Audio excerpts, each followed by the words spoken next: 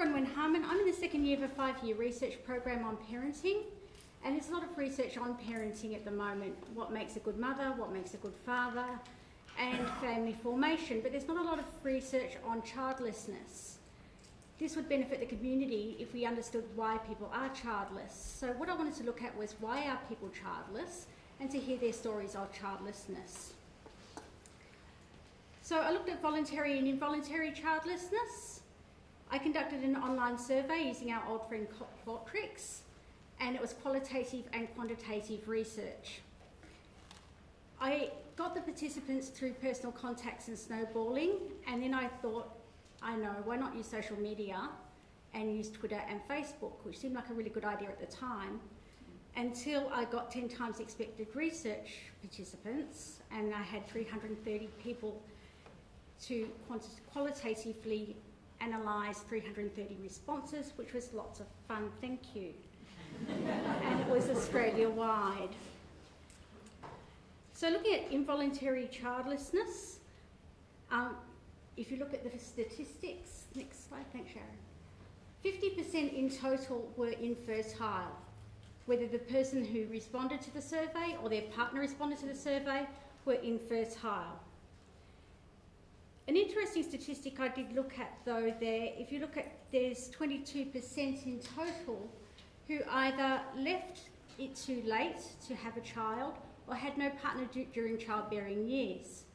And this is really important when we think about childlessness, because it gives a false sense of security about being able to just do IVF. It's not a case of just doing IVF, but more about that in a moment.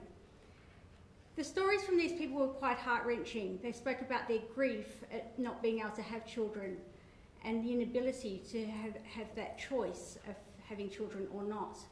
They also talked about pity from other people, oh poor you, which is not helping the child in the grief process, and also the insensitivity of some people. Lucky you don't have to get up during the night to deal with a child. For those people, they would love to get up during the night to deal with the child.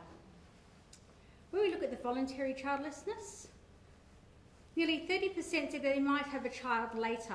At the time of doing the research, they were voluntarily childless, but they might have a child later, and a lot of those people were in their 20s. A similar number stated they weren't maternal or paternal. Not that they disliked children, they just weren't maternal or paternal. And they likened this to having a Lamborghini. They might like to drive one occasionally, they just didn't want one. Not that they disliked children. If you look down those figures though, 7% were actively disliking children. They didn't like the noise, they didn't like the smell, and they complained about having to step away and out of the way of prams in the street. I know, first world problems, right? So they actively disliked children. I think because it was an anonymous survey, they admitted to that. Back to that 30% that might have children later. The danger for those people is that they may become part of that 22% who don't have a partner during childbearing years or leave it too late. And other research indicates that approximately half of those people will indeed be permanently childless.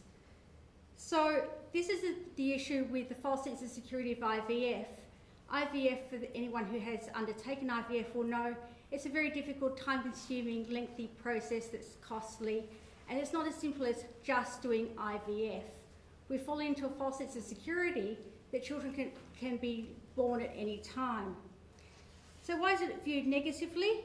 Because womanhood and motherhood are inextricably entwined, historically, culturally, and socially. So if you choose not to have a child, it's akin to a heresy. If you don't have a child because of involuntary childlessness, it means that you are defective. When it comes to women, women are judged by how they mother. So if they don't have children, they can't be judged. I know that women are judged by how they mother because I'm in the second year of a 5-year research program. But that's something else for another day that cannot be done in a nutshell. Thank you.